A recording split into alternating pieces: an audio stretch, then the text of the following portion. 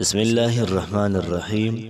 شروع کوم د ډیر زیات بخون کی او د ډیر زیات مهربان ذات په نوم باندې. معزز ناظرین، تاسو ګورئ وظایف کی دنیا. السلام علیکم ورحمت الله وبرکاته. امید در کوم چې تاسو ټول په ټیک ټاک الله پاکم خوشاله آباد ساته. نن چې کومه زمونږ وظیفه ده د پیغمبر علیه صلوات والسلام یو حدیث مبارک دی او د رزق حوالې سره ډیر زیات پاورفل دی.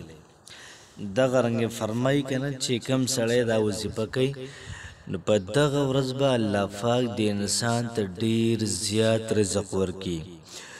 رزق خیر ذلک اليوم، فرمایي چې دغه ورځ څومره رزق دی دا الله پاک د انسان ته ورکي. دا زمونږ استاد سره پر ډیره زیاته بهترینه خبره ده. ستا چې کوم رزق دی، ستا چې کوم روزي ده، دا به الله پاک تاسو ته په اسانتیا باندې درکړي. بعضې سړي داسې وي چې هغوی ته 1000 روپۍ ورځ میلاویږي، ښه په اسانه ورته میلاو شي، ښه په سور باندې ناستې وي، هېڅ سلا صحبه پرې لامده نه کړي. او بعضې خلک د سهار نه واړه تر ماښام پورې یو شانتې مزدوري وکړي، دیاړې وکړي او اکثر ته 1000 روپۍ میلاو هم نشي.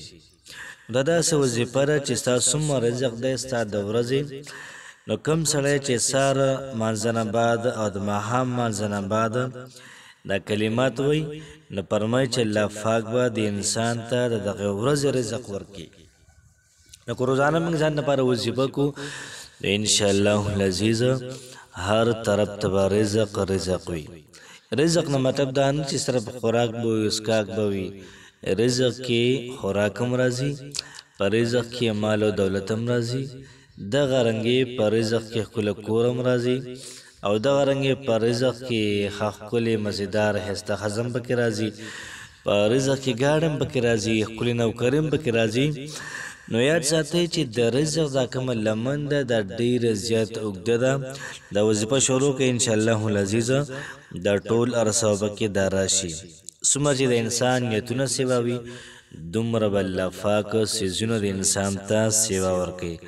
ځکه فرمایي چې نیت المؤمن خیر من عمله، د مؤمن چې کوم نیت دی د عمل نه محترم او دا بهتر دی. او بل ځای فرمایي چې انما الاعمال بالنیات. نو کوشش به دا کوو چې دا وظیفه د سهار مانځه نه بعد دا وکړو، دغه رنګې د ماښام د مانځه نه بعد یې وکړو.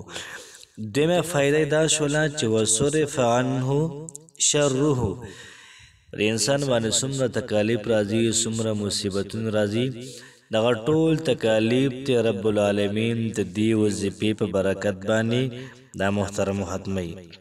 نو ډېره زیاته ناشنا وظیفه شوله، ډېره اعلی شوله. ځکه پیغمبر علیه صلوات والسلام په بل حدیث کې د دې حوالې سره فرمایي چې کم سړی دا وظیفه کوي د دې ورځې رزق الله پاک د انسان ته ورکړي. او دغه رنګې ټول شرور او څومره چې فسادات دي، څومره چې ناکامۍ دي، څومره چې مایوسۍ دي، دا به ته الله پاک محترمو دا لر کړي. د وظیفې یو 2 شرط دي. یو شرط دا چې موږ 15 وخته لمونځ کوو.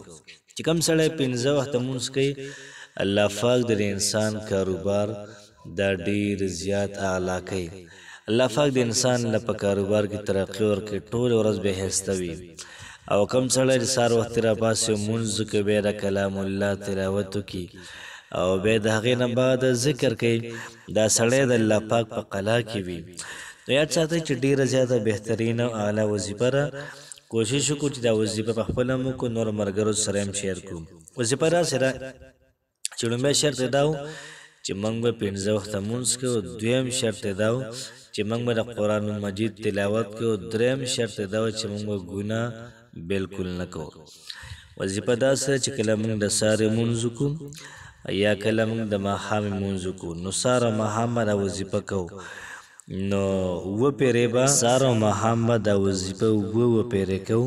لومبیا به ته 1 پیره درود ابراهیمي، بیا 2 پیرې دا کلمات، بیا درود ابراهیمي.